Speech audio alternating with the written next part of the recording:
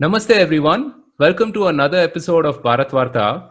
I'm Roshan Cariappa and I have Amit Paranjape as well here with me to host a very special guest today on the podcast.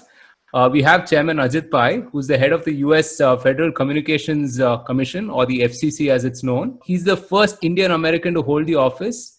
We'll be talking to him about telecom, internet policy, the relationship between India, US, and much else. Maybe get to his eclectic Twitter feed as well while we're at it. So, without further ado, thanks so much for taking the time out of your busy schedule to join us, Chairman Pai. This is a pleasure. Thank you so much. The pleasure is mine. Thank you so much for taking the time. Yeah. Over to you, Amit. Hey, thanks, Gary, for giving me this opportunity. And it's absolutely wonderful to finally meet you, Chairman Pai. We have been interacting on Twitter for, I don't know, maybe over 2 years now. And every day I learn something interesting from you. Your timeline is interesting, insightful, and entertaining as well. so that's exactly, and these are exactly the three reasons why I like Twitter, because, while you get to learn a lot of things, you get to, interact with interesting people, and you're also entertained. So it's a nice mix of everything. And your timeline is probably one of the perfect representatives of why I think Twitter is great. And we'll come to some of that. But I wanted to get started with some very, very basic questions before Carrie jumps into the actual policy, FCC-related questions that our viewers have asked. But before we get there, we definitely want to hear from you about how it was growing up in small town Parsons, Kansas. I've spent a few years living in the US, most of it in Texas, but that was in a big city in Dallas. So 1970s, small town Kansas. How was it in the 70s and 80s? Great question, and good to see you too, finally, in person, even in a virtual setting. I've really enjoyed our Twitter exchanges over the years, and like you, I feel like I learned so much from your Twitter feed as well, and I'm glad somebody likes my Twitter feed. My wife keeps telling me it's a waste of time to put all this stuff out there, but growing up in Kansas in retrospect, was an amazing place. It was a very small town called Parsons, 3 hours south of Kansas City, 2 hours from Wichita, a very small town nestled in the southeast corner of the state. And in the 70s and 80s, communications technology was, of course, not what it is today. And so no smartphones, relatively few outlets to the outside world. But nonetheless, it was an incredible place to grow up for someone like me, because you got to know everybody in your class, in your community. Mm-hmm. People were extremely friendly. Even now when I go home, people will wave as they're passing you on the road, even if you don't know them, which is kind of disconcerting to a big city person, of course, like me now. But my parents used to leave their keys in the front door. I mean, leave the doors unlocked and that kind of thing. And so it was a very welcoming place. And the other thing I loved was that I happened to be in the right town to nurture some of the things I was interested in. So there was a music teacher, for example, in town who took a particular interest in me. And through my entire grade school and high school career, she taught me the violin. And those lessons have stayed with me all these years later. And I still have the violin in my home and play every now and then. Same thing with my debate coach, who was at that local high school. He saw in me something that I didn't see in myself, and really nurtured my love of public speaking, even though I was a shy, awkward, gangly kid at 13. And in some ways, I was still a little awkward and gangly. Nonetheless, he gave me a sense of confidence that I could do something. And those are the kinds of people you find in these small towns who are willing to find people who have great potential and then nurture it. And so looking back, even though I didn't have the advantages of some kids growing up in big cities, lots of movie theaters and restaurants and all the rest, nonetheless, there was something special in that town that I think has helped me become the person I am today. That's great to hear. And I guess I would imagine that, growing up, you were always a Kansas City Chiefs fan. Oh, absolutely. I mean, I think it's the next thing to a state religion in Kansas, especially once the Chiefs started winning in the 80s. And then, of course, now having won the Super Bowl, it's just in the stratosphere. It's just been absolutely amazing to watch. And so that's why you often see on my Twitter feed, at least, I'm a very big Chiefs aficionado. Any chance I get, I love to put out some words of encouragement to the team. And I've gotten to be connected to a few of the players, which is just amazing. If you told the dorky Indian kid in Kansas in the 1980s, hey, you're going to be in touch with one of the key defensive linemen who helped them win the Super Bowl, it would have been incredible. And, oh, that's the other thing I that's should have mentioned, by the way, is also being Indian in a small town. I often get this question, didn't you feel alone or marginalized? Quite to the contrary. I mean, the town absolutely embraced our family, even though there weren't that many Indian or even Asian families in town. There were a few, yeah, Indian, Thai, Filipino, and the rest, but I never felt like I was different in a pejorative sense. I mean, people actually showed an interest in our culture, who we were. And I think the best marker of that is when my parents retired, they worked at the county hospital for almost 40 years. When they retired a few years ago, my sister and I set up a surprise retirement party for them in their hometown at that hospital in consultation with some of the hospital employees. And it was just incredible to see, I don't know, a couple hundred people, former doctors, patients, and others, just town leaders who came to say goodbye because they recognized that immigrants like my parents provided a critical value, not just as physicians, but just as citizens that they wouldn't have otherwise had. And I think there's a great love of immigrants and especially of Indians in towns like this because we bring something to the community that it didn't have before, and we leave the towns better than we found it. And I think that's absolutely great to hear because we hear a lot of noise in the media everywhere, all around the world. And I mean, again, I spent about 14 years in the US, and I've had just great experiences all through, whether it was in Madison, Wisconsin, where I was studying, as well as in Dallas. So, and I think both your parents were doctors, right? So I think they would be. I mean, in small towns, doctors are treated like gods. Right. That's right. Yeah, no, my parents are held in very high esteem. And my mom did epidural. She's an anesthesiologist. She did epidurals for virtually every woman who gave birth for some decades. Wow. So she knows generations of people in town now. And same thing with my father. Even now I hear stories whenever I go back to Kansas. He was a urologist, and he would practice not only in our town, but in even smaller towns nearby. He would drive a while to go see them in their towns, and just the fact that he was willing to make that sacrifice, that memory lingers in the minds of people. I think that's the key. I think, and people will remember them all the time. But how was the transition from Parsons to Harvard? And actually, before that, let me ask you. I mean, obviously Harvard's like a dream college for almost everyone who grows in America or maybe around the world. But were you always thinking of Harvard, or were you looking at some other big colleges, or Harvard just happened? So I went to Harvard summer school in the summer of 1989, which was the summer between my junior and senior year, and really enjoyed the courses, loved the campus.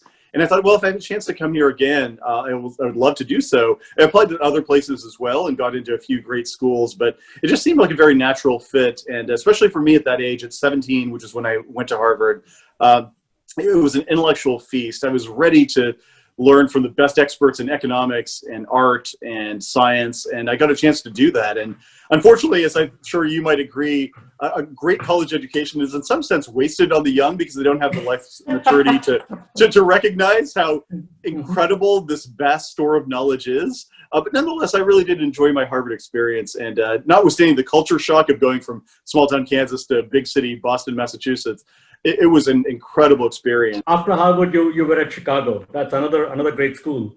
And I've been following your career in detail. I mean, there's obviously a lot of information on your Wikipedia page and a lot of other sources as well. But you have had a very interesting career before FCC as well, in terms of the various interesting projects that you took on or different assignments you took on. But is FCC or getting to this kind of a regulatory role, was that something that you had planned out earlier, or again it just happened? Things just moved on. I never imagined throughout my law school career, or even early in my law career, that I would ever be in this position. I thought when I moved to Washington in 1998, I'll work at the Department of Justice for a couple of years. I'd been admitted to the Attorney General's Honors Program. I'll work in the DOJ for a couple of years, then move back to Kansas City and be an antitrust litigator. And I just kept finding interesting jobs every couple of years. I think this is my 9th or 10th job out of law school. And I just happened to be in the right place at the right time. And so I feel incredibly blessed. And especially in Washington with all these great jobs, it's just, I just happened to be very fortunate. And so Never would have predicted it. And, even my friends nowadays think, "Oh my God, how on earth?" No, I think that's very interesting. I mean, you definitely don't come across as a top regulator in the top country in the world. Again, same thing. If someone were to look at your Twitter timeline, they would definitely not believe it. But coming back to your last over a decade at FCC. I know you have taken on a lot of interesting challenges and a lot of difficult issues. And Roshan, we call him Cari. Cari is going to go through them in detail with you. But how have those 13 years been, really briefly, in terms of the various challenges that you had to face, and especially fast forward to March of 2020, when suddenly the whole world changed, right? And if you were to look at the last 6 months specifically, how challenging has it been to address this pandemic? I know you are in a very important role in terms of allowing access. I mean, that's one of the most important things these days when we can't leave our home, whether it's India, whether it's US, or anywhere in the world. How have the last 6 months been specifically? And then we can go back to the previous 12 years with Cari. Great question. It's been a tremendous challenge. Immediately in early March, I recognized that millions of Americans were going to be moving to home, working from home, learning from home, et cetera. And that meant that broadband was going to be the lifeline for a lot of people. And so I immediately got my senior team together and I said, we've got to think proactively, not reactively, about what to do. And so we instituted the Keep Americans Connected pledge, where I challenged broadband and telephone providers to maintain service for consumers and waive late fees and open up Wi-Fi hotspots. Ultimately, over 800 companies representing well over 90% of American consumers signed that pledge. And that was critical in that first few months to make sure that everybody had connectivity. Also working with Congress, I mean, constant phone calls and Zoom chats and the like with members of Congress, urging them to think about this or that legislative fix to get us the funding or the authority to augment connectivity. And then also just trying to stay in touch with all kinds of people, consumer advocates and industry, to see what they need in real time. And we've dispensed a whole bunch of authorizations, emergency access to spectrum, or working with low-income advocates to make sure that low-income consumers can maintain connectivity. It's been a real challenge. And I myself have been at home now for almost 6 months, and balancing the demands of the job, which are of course stressful, with my more important demands of being a dad who have 2 young kids, who are also at home. That's been tough. I'll be frank. It's not easy to manage. No, I think you also touched upon. You also focused on some very important issues. I've been following your work in that area, specifically related to healthcare, telehealth, as well as mental health in particular. I think that is also a very important initiative, and would really like to compliment you on that. Would like to hear a quick overview of that from you personally. Sure. So 2 quick things that we've done just over the last 6 months. The first is I pitched Congress, and I succeeded ultimately in getting them to give us $200 million to set up a telehealth program called the COVID-19 telehealth program. It's now authorized funding to 539 healthcare providers across the country in hard-hit areas.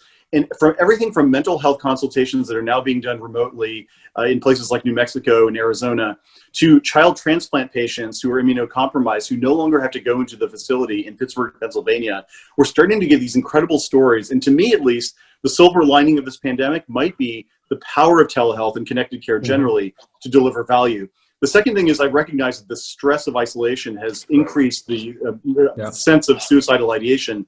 So a couple of months ago, the FCC approved my proposal to designate 988 as a 3-digit number for suicide prevention and mental health. The implementation of that will happen by 2022, but I wanted to make sure that we put highlight on the fact that many people are struggling. Suicide in the United States, and perhaps in India too, is reaching epidemic levels. And I wanted to make sure we provided resources for that. I think that's excellent. Cari? That's fantastic. Yeah, that's fantastic to see, that sort of proactive policy making. And, FCC in many ways has been at the forefront of that, right, with respect to telecom and the internet at least. So I'm especially curious how some of this would be applicable for us here in India. So today, if you look at it, internet is a utility, just like electricity or something else. And you've spoken about like a rural infrastructure development fund and things to that effect. So I was just curious, how do you align these various public and private stakeholder interests to grow and expand this infrastructure?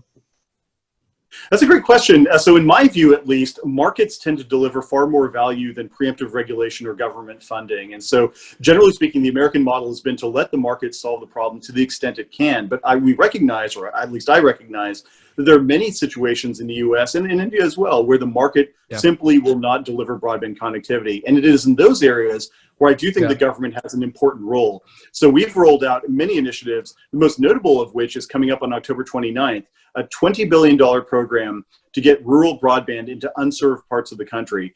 Millions, up to 10.4 million Americans will get access to the internet for the first time at the FCC's definition of broadband, 25 megabits per second or greater, up to gigabit fiber.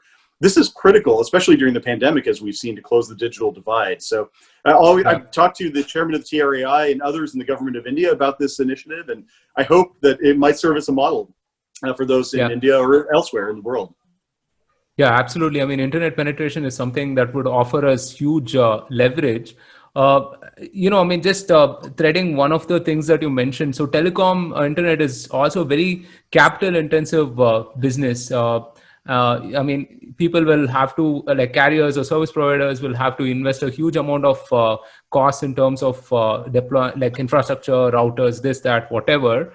At the same time, consumers want to be able to switch between one provider to another, and the usual way they would for any other service, right? So I was wondering, how do you balance on one hand preventing monopolies, and also at the other hand, also taking cognizance of the consumer interests and so on and so forth? It's a great question. So there are two basic tools in the toolbox, in my view. Number one, making the regulatory barriers to entry or to improvement low. So that means that if you're in an industry like telecom with high upfront capital expenditures that are necessary to build the network, keep the regulatory barriers low so that whether you're a fiber provider or a wireless provider or satellite or cable, you have the ability to deploy infrastructure relatively cheaper than you otherwise would. And that involves, not heavily regulating the infrastructure, getting quicker and easier access to utility poles, getting quicker access to the underground so you can string fiber and the like. Also, to ensure what you're talking about, to guard against competitive problems, encourage competition and innovation. Over the last 3 years under my leadership, we are the first FCC in history to authorize non-geostationary satellite orbit constellations like SpaceX and OneWeb and Telesat and Kepler to enter the marketplace to provide high-speed connectivity that's comparable to what you would get from a terrestrial provider. We've flooded the market with spectrum to allow fixed wireless companies to enter the marketplace to provide an alternative to the incumbent wired incumbents. We've done a lot of other things to promote competition in order to guard against that tendency where you have a concentrated marketplace. So I'm very confident that this model is one that's applicable in India as well as the United States. Right. So if you view internet as a public utility, right? So then is the government actually investing in, let's say, sending satellites up or like putting up all of these infrastructure by itself? I mean, do you actually do that yourself, or are you enabling private providers to do some of this stuff? That's a very good question. So our model is not that the government owns any of the broadband infrastructure. What we tend to do is set a regulatory framework that is light touch, that gives market players the incentive to raise capital and deploy that capital to build the networks. And then we regulate it in terms of anti-competitive conduct and the like. Alternatively, we also distribute funding to some of the carriers. As I mentioned, the $20 billion program coming up is an example of that, where we distribute it to companies through a reverse auction, and they essentially bid for whoever can do the job the cheapest, meeting our service thresholds, and then they own and operate the networks. So even though we consider the internet to be critical, we don't regulate it as a utility as such.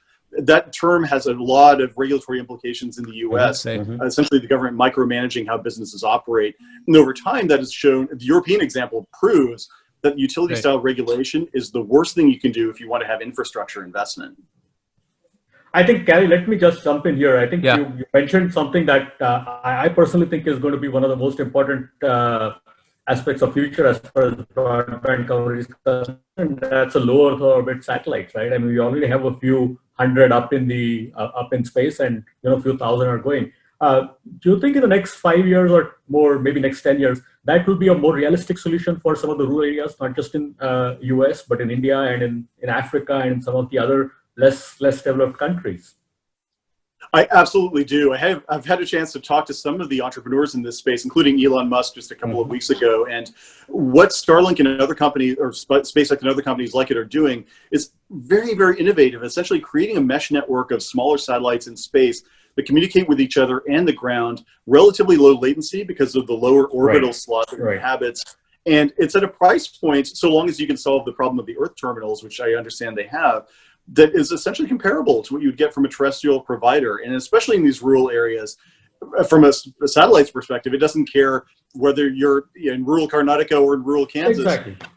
You still have the connectivity no matter where you are. So I'm very optimistic that this new space age that we're in is going to bring unparalleled benefits to people across the world who've been on the wrong side of the digital divide. And it's not just residential broadband, by the way. There are a lot of IoT type applications that are possible in space. There's a company called Swarm, for example, that's is going to use small-sat IoT to deliver services to ships and to others who are on the move in the oceans. And so we're just scratching the surface in terms of space. 5-10 years from now, I think it's going to be a very interesting series of use cases that we see. Yeah. So I just want to come back to that, reluctance of actually being a market participant as a government, right? And I understand there are very good arguments for that. But I would wonder, though, that, at some point for the service providers itself, growing the network additionally would be a marginal ROI for them, right? Compared to, let's say, providing services to the existing people that they're already covered. So how do you, how would you sort of like ensure that last mile connectivity through these private players? It's a very good question. So one part of the answer is that market-driven forces lead them to do that on their own. In particular, in urban markets, for example, where there tends to be multiple providers, if one provider simply stays static in terms of the speeds and other services they're offering, they will be disadvantaged in the marketplace. And it's part of the reason why we've seen over the last 3 years, 2.5 years actually, that average fixed broadband speeds in the United States have more than doubled from 76 megabits per second to over 152 megabits per second as of July of 2020, according to Ookla, not according to the FCC.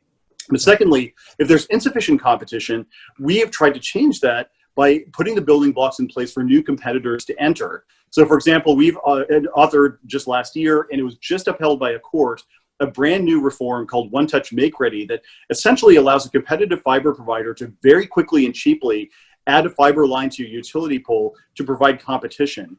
So I think every player knows, and that's just on the fixed side. We've also, as I said, flooded the market with spectrum so that very new innovative fixed wireless companies, there's a company actually run by an Indian, Chaitanya Kanodia, called Dari, that is providing fixed wireless connectivity and taking share from the incumbents in big cities like Boston and Los Angeles. So getting the spectrum in place for those fixed wireless companies to compete is very important.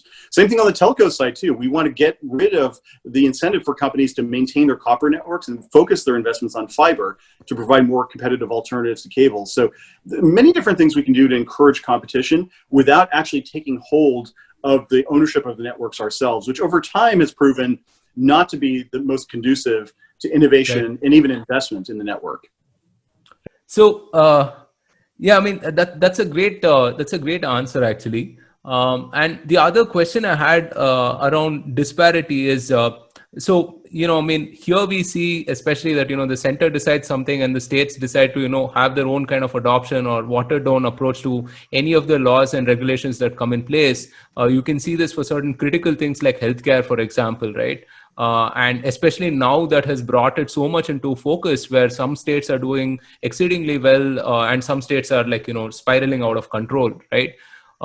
And you see this disparity, let's say in the US as well, where, I would say the spirit of federalism is sort of like, alive and thriving, where you have your state laws and, your federal laws and so on, right?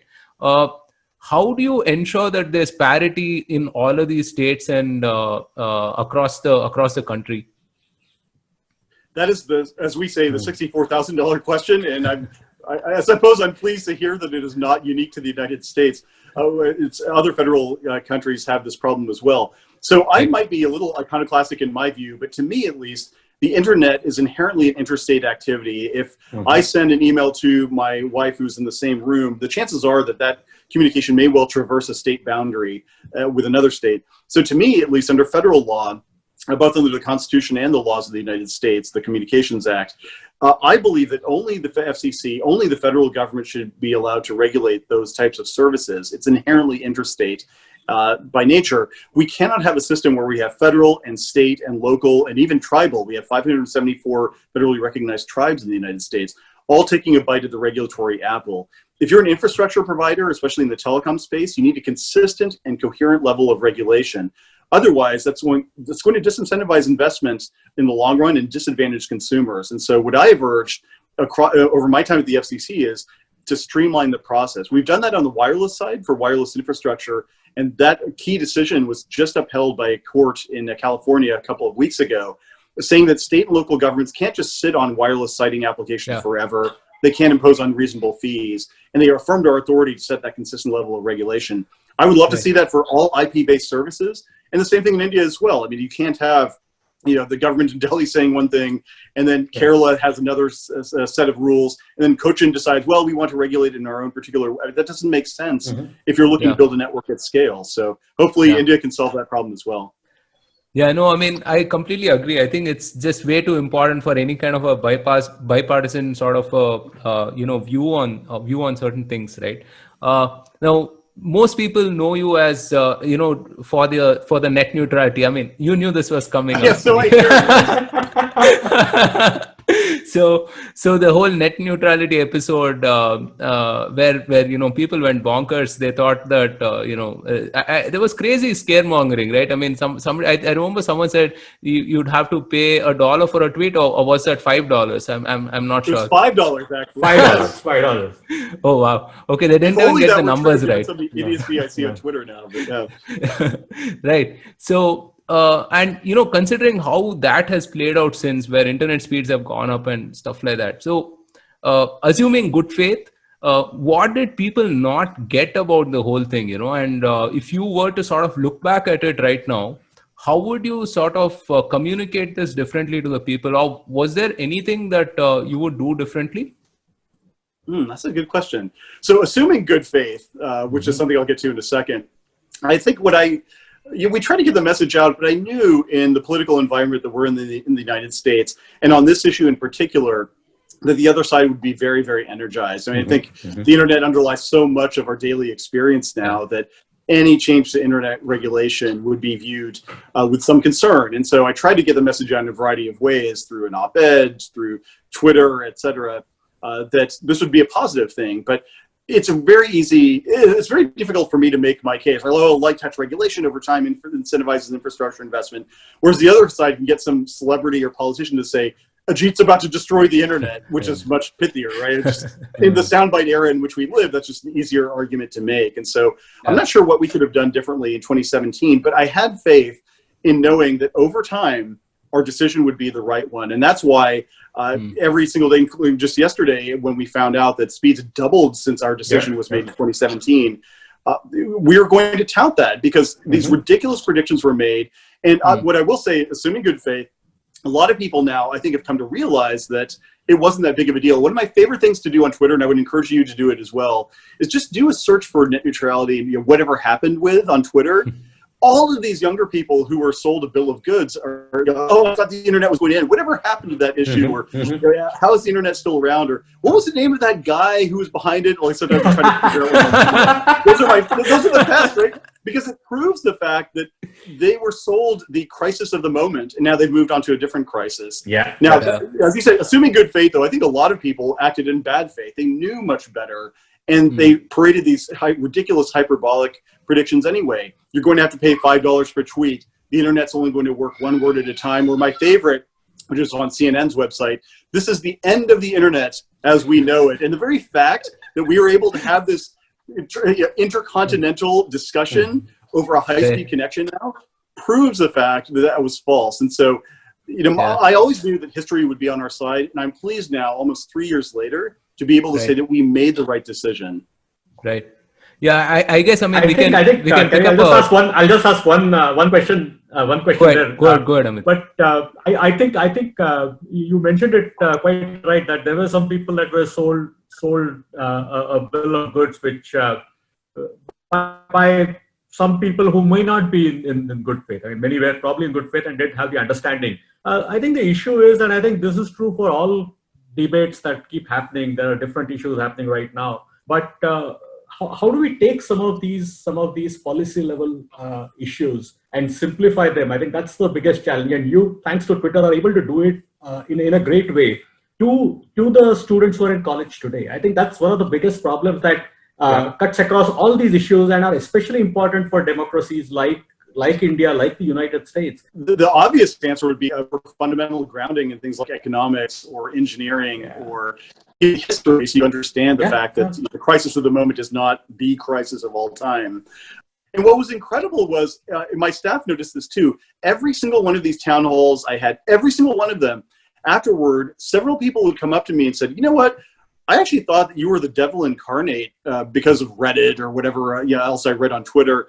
But you're actually quite a thoughtful, nice guy. And I was wondering, like, what did they expect to happen? Like, I have horns growing out of my head or something? But I think it's important for them to know that I'm not spewing some crazy ideology. I'm not doing this because I want to destroy the internet.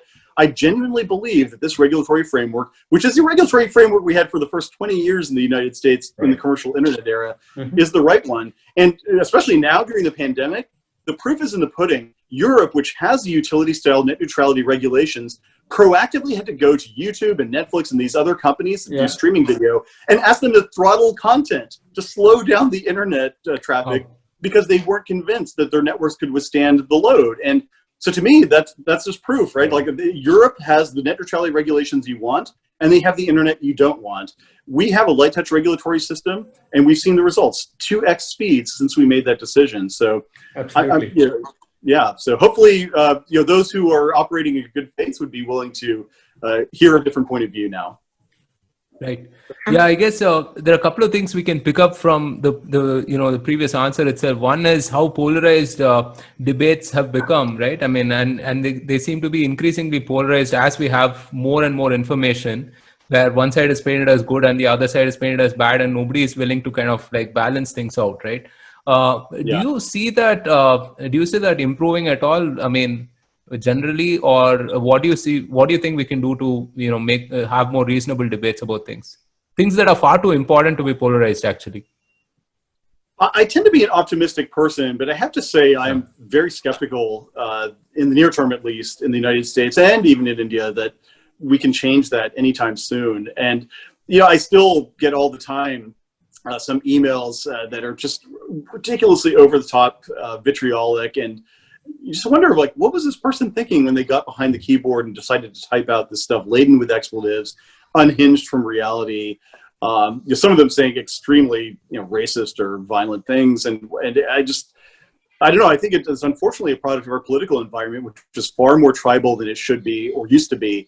And as for how to get through that, the only thing I can think of is that people like me, people in elective office, have to present as best we can a better model for civil discourse, and hopefully that all the fora and town hall and tweets and things I do will exemplify that. That's the only thing I can hope for going forward, because ultimately democracy rises or falls based on our willingness to reach some sort of consensus where even if the losers in a debate lose, they feel like they've had a shot to have their say, and we embrace still the core values of free speech and free press and free association and the like. And unfortunately, a lot of those ties, legal and cultural, are fraying in the United States, and I don't know how to change that, to be honest with you.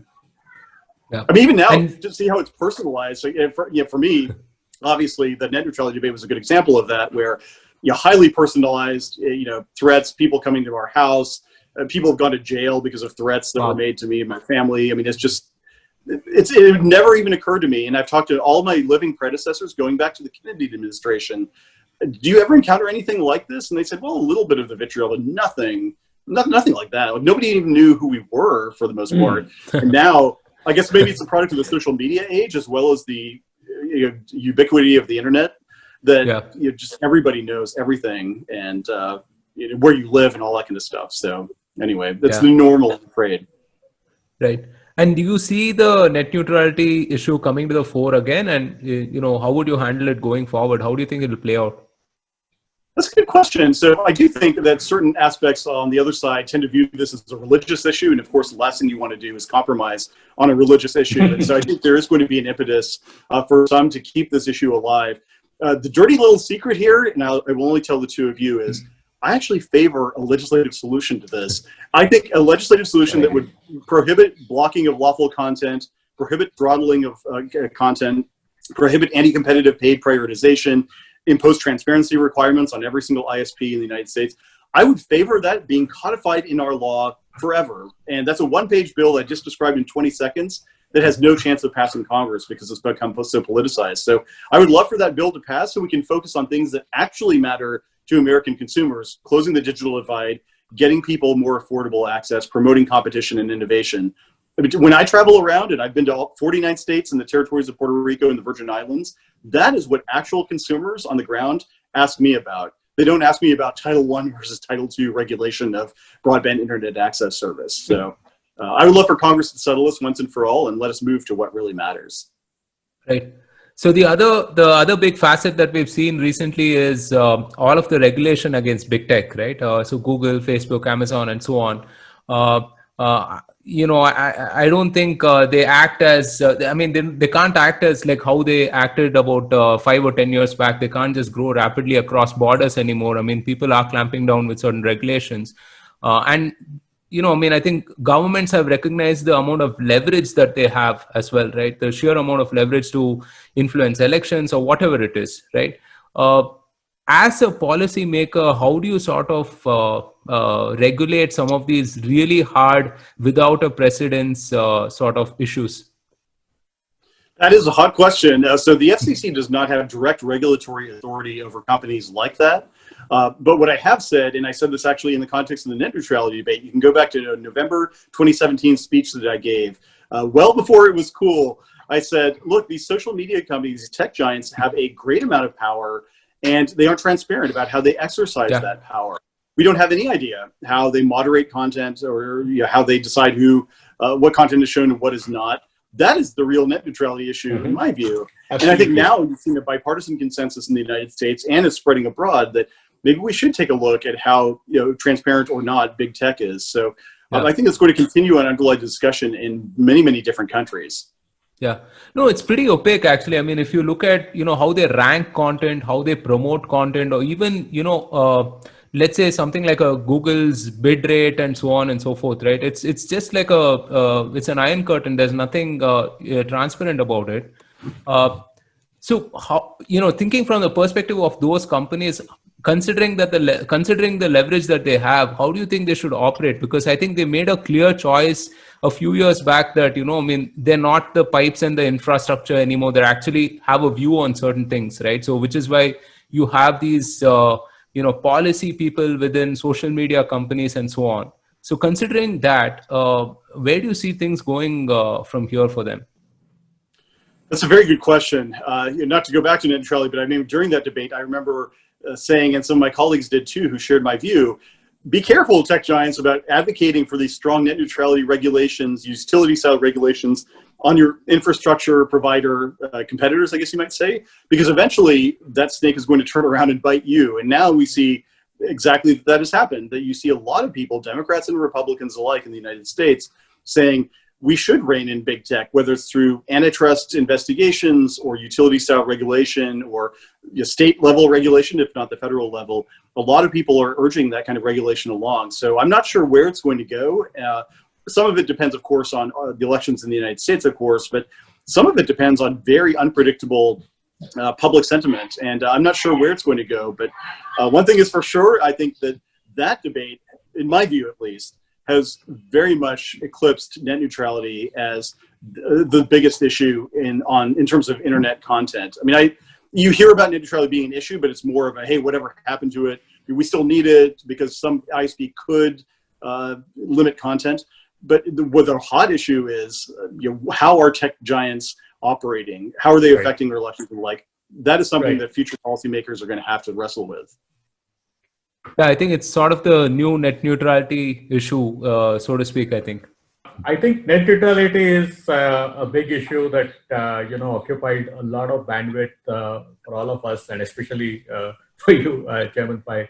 But I think the other big issue right now is 5G, and not 5G specifically. I mean, 5G, of course, is a broader issue, but specifically restrictions in terms of hardware from certain companies. And I think that is a big issue that is especially relevant for India and for the United States and for many countries around the world. So I think without beating around the bush, let me just talk directly, because you have also mentioned about this quite a few times on your Twitter feed.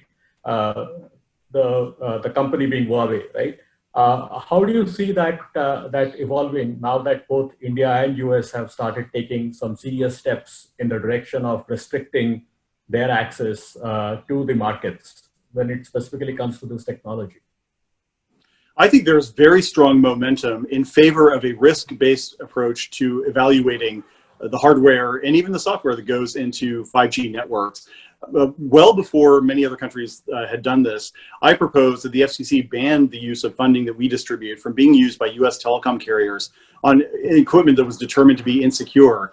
Our national security and intelligence agencies determined that Huawei and ZTE were two such companies, and so we formally proposed, our Public Safety Bureau proposed to ban them ban funding from being used on those two companies. And now we see other countries doing the same. I know India has gone even further. It's gone to the application layer with respect to 59 mobile apps, including TikTok. Yep. And when I was in India in February, I had a chance to speak with the Prime Minister, with the Minister of Telecom, and with the TRAI Chairman. And I think we're very much aligned on the need to think about security as a forethought as opposed to an afterthought. Because once you've installed that 5G network and it underlies your transportation and healthcare and all these other sectors of your economy, it's too late. You have an embedded base. So I think the momentum is on our side. You see new countries starting to do the same as we've done and as India has done. And hopefully we will get to a position where the vast majority of countries adopt that same risk-based framework.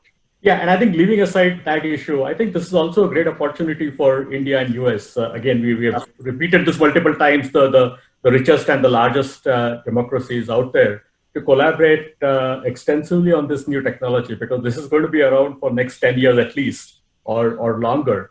And to the extent that we can collaborate, and we're very glad to see you actively collaborating with your counterparts here in India and see some interesting developments happening there. But going back to 5G in general, right? How do you see this playing out again in US, but globally in the next 2-3 years?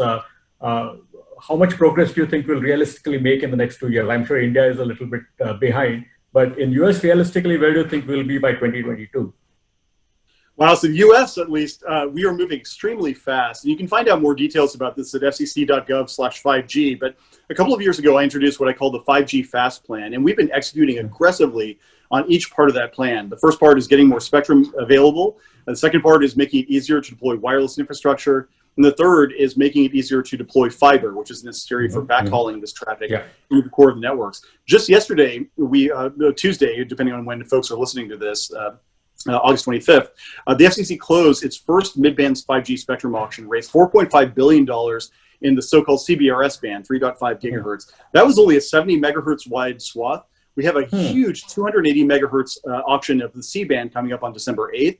And we've already auctioned over almost 5,000 megahertz of spectrum in the millimeter wave bands. So we, over the last 3 years, we've auctioned more spectrum than was held by all terrestrial mobile broadband providers in the United States combined when I got into office. So in terms of spectrum, I think we are setting the building blocks in place for huge amounts of innovation.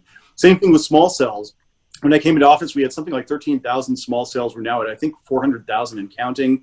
On the fiber side, we set a record for fiber deployment in 2018, a record that was only broken in 2019. And even more than that, and this goes back to the issue we had earlier with Roshan, I've recognized that cellular spectrum is not the only thing that's relevant to 5G. We also need to think about unlicensed spectrum, the Wi-Fi that's necessary to complement cellular networks. In the US, we were stuck at the same amount of spectrum for Wi-Fi for pretty much a generation, 2.4 and 5 gigahertz spectrum. We increased the amount of spectrum under my leadership by 5x by freeing up the entire 6 gigahertz band for Wi-Fi, 1,200 megahertz wide. And that's going to allow 160 megahertz wide or even 320 megahertz wide channels for gigabit Wi-Fi.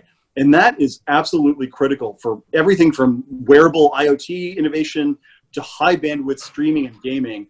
we're just scratching the surface, and it's going to be a useful yin to the 5G yang, if you will. So very excited about where we're going. Oh, and by 2022, I mean, I think we're going to be off to the races, especially as some of the carriers start to deploy based on some of these building blocks we put in place. Yeah. So I had a related question on, telecom becoming sort of a geopolitical tool per se, right? I think it ties to the previous questions that I was saying. Do you see governments actually using this as leverage? I mean, let's say, if somebody were to encroach digitally, they would have to abide by X, Y, or Z, and then every government will have to extract its pound of flesh. For lack of a better phrase, Do you see that happening more going forward? I certainly hope not. I think the balkanization of the internet would be one of the most unfortunate things to happen to what I consider to be one of the most free market, the greatest free market and free expression inventions in history. And unfortunately, you see some repressive governments, of course, the Chinese Communist Party, doing that, setting up the Great Firewall yesteryear, and now aggressively using internet-based regulations and laws and pressure to even export their vision of the world abroad, and censoring content abroad here in the United States and maybe even in India too, based on their own preferences. And so I worry about where that model of governance would take us. I continue to hope that aligned countries like the United States and India and others will preserve this view of a democratized, decentralized internet. But that's going to require a lot of vigilance, and it's not clear at all where things are going to go in the future. Other repressive governments have certainly embraced China's lead. Right. I think, Carrie, let's come back to Twitter, if you may. Sure. I think there's quite a few questions I wanted to touch upon that as well in my bucket here, at least. We have talked a lot about policy and 5G, but one question that comes to mind for all of us, not just Carrie and me, this chairman, is how have you managed to stay so closely in touch with the Indian culture? And I think let me clarify that. I mean, I have quite a few cousins and relatives in US who were born and brought up there in the 70s. Quite a few friends. I mean, even there are people who are born and brought up in India who have no idea about the Indian culture as much as you do.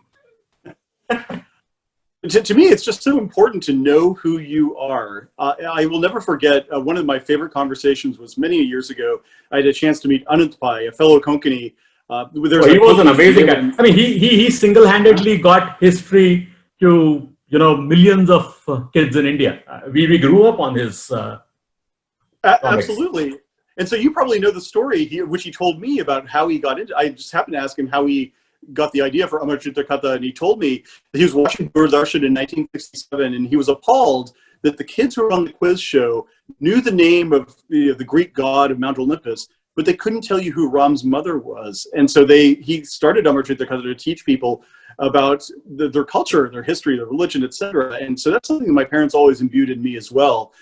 Part of it, I suppose you could say, is religious. I was raised Hindu, of course, and as you might imagine, and so I still remember to this day, but even beyond that, I think that it is so important for people of Indian descent to remember that our civilization is a rich one. They have a great history. History did not start 400 years ago. And that's why you probably saw my tweets. The Chola Empire, this is an incredible 1,000-year dynasty, the longest that's ever existed. The Mauryas, when Rome was just getting started, the Mauryas ruled a huge amount of the subcontinent. Same thing with all of the Tilak, Lokmanya Tilak, who I know we talked about that 2 weeks back. But again, I'm fascinated to know how you got access to all this information in the pre-internet age. I'm sure was this something a passion for you when you were growing up? Did your parents get you some specific books or encyclopedias back then, or what? I mean, kids these days won't even know what an encyclopedia is, a book. No, so I was certainly a voracious reader back then, and so any reading that I could get my hands on, I would certainly consume it. But oddly enough, I didn't read all that much about some of the details about Indian history and culture until I got older, and especially when I got into college and then law school and beyond. And as you get older, you start to want to delve a little deeper into all of that. And now, especially in the internet age, I mean, people under a certain age will never know how hard it was to get information when I was a kid. I mean, especially as a small kid, as a kid in a small town in rural Kansas, you either went to your public library and hoped to find a book, or you read it in the newspaper. That was pretty much it. Or Amrit Kata for certain quasi-religious instruction. And so now that we have all of the information that has ever existed in the world at your fingertips, my God, take advantage of it. I mean, sometimes I go on these Wikipedia dives, and I'm still learning now. These Wikipedia dives where I'll read one topic, and then it leads to another, and next thing you know, I'm learning about some king in Eastern India who ruled from 700 AD to whatever. It's just incredible. And so I think your curiosity is just fascinating, and it's inspirational for quite a few people. As I said, not just in America, or people of Indian origin. And then there are two of your favorites that I think I know from your tweet stream for all these years that I do want to talk about. Is when did you discover Bhimsenji Joshi, Pandit Bhimsen Joshi, Bharatvaarta? And do you love Indian classical music as a child, or did you pick it up recently? So I did love it as a child. One of my favorite memories was my mother grew up in Bangalore, and so when I went to Bangalore, my grandfather, her father, loved Indian classical music, bhajans especially, and he would have people come over to the house and sing bhajans, and I just remember being entranced by it. And remember, this is a time when I'm hearing things like Madonna or REO Speedwagon on the radio. I'd never heard anything like this, and it was so evocative of just so many different things that I remember it very vividly. And I remember him, and also I had an aunt who loved music, talk to me about Bhimsen Joshi. And so now, especially when it was hard to get access to that music back then, to go back to the previous point, but now in the internet age, you go on YouTube, and I think I might have put this out there. There's 5 straight hours of Bhimsen Joshi you can get with Marathi songs on the internet. Are you kidding me? Like, this is unbelievable. And so it's just a joy. So to me, that's just Bhimsen Joshi. All of the Bismillah Khan. My God, there's something that when you hear it, you just feel like, I don't know how to describe it, but it stirs something in me. And even the person of Bismillah Khan, I'm sure you've seen some of the interviews he did. To me, it speaks to the best of the Indian spirit, right? He never saw himself as, Muslim, this, Hindu, that. It was all about finding the commonality in our humanity through the music. And also his resuscitation of the Shanai, which easily could have gone through. Incredible. There's so much greatness in Indian music that I would love for the wider world to hear, and not just the westernized version of it, but the fun stuff. I think the last 10 or 20 years have been great for yoga, one of India's biggest and most popular exports. I think that needs to continue with the music as well, because this, I think, can be, just like yoga, can be one of the greatest contributions of the Indian civilization to the world in terms of, I don't know, maybe I would love to know from your perspectives for young people, when you hear a voice like Kishore Amankar, just incredibly mellifluous. Does that appeal to younger people, or have they moved on to? I think it's changing. I mean, obviously, when we grew up, it's interesting. It's again changing the other way for the better, I would say. When we grew up, if you had strong domestic influence from your parents or from your uncles and aunts, people otherwise were not that keen on Indian classical music. And obviously, in the 80s, you didn't have YouTube. You don't have. So unless you had a cassette or a record at home, or you watch Doordarshan, you couldn't even listen to it, right? So people were not following it as actively. In fact, kids now are actually learning it more. So I think it's changing. I think the technology has helped young kids. I don't know, Roshan, you're so a generation younger than us. So.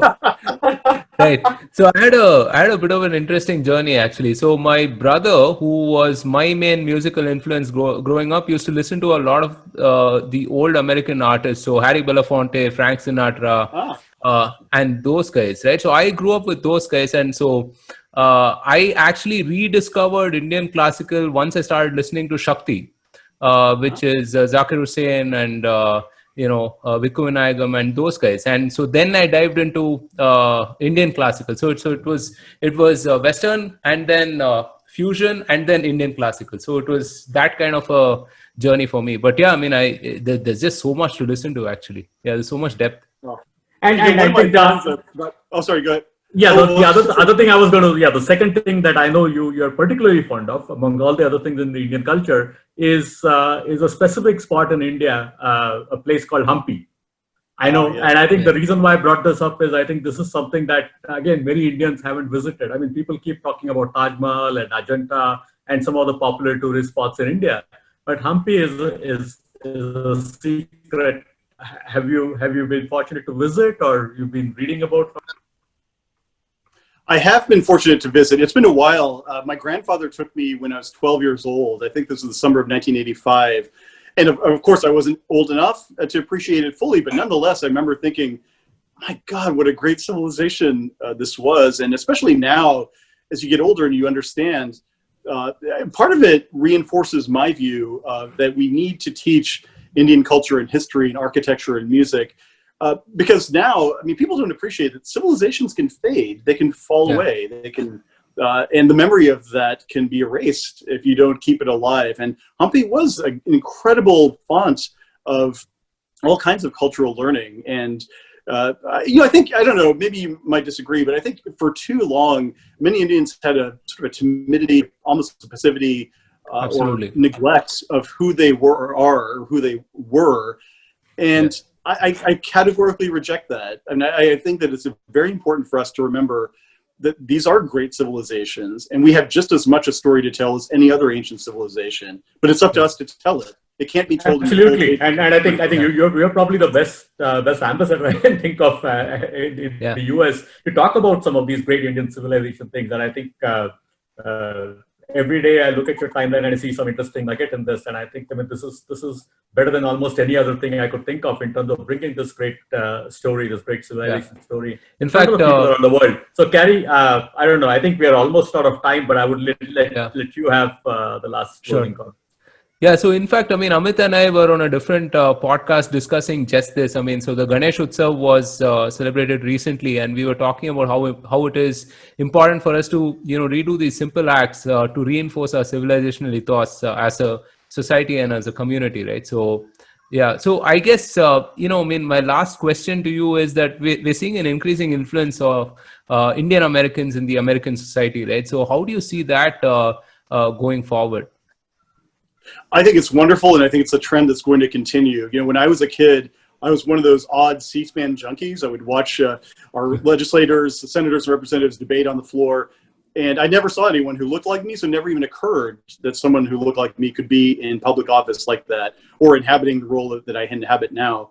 And now that there's a critical mass, I would hope that, with people elected as governors and senators and representatives, and even being appointed to positions like the chairman of the FCC, the next generation of Indians is never going to feel that there's a ceiling to their aspirations. And I can't wait to see what the young people do in the future. Even if they disagree with my politics 100%, I think it's important for them to enter the public square and take their rightful place at the mantle of leadership. So I'm really excited. And to me, it speaks to the greatness of America, that anybody can be whatever they want to be, regardless of what they look like or where they came from or what language they speak at home.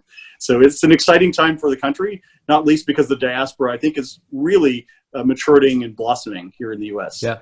So on that same note, will we see a Congressman Pai or a Senator Pai sometime in the future?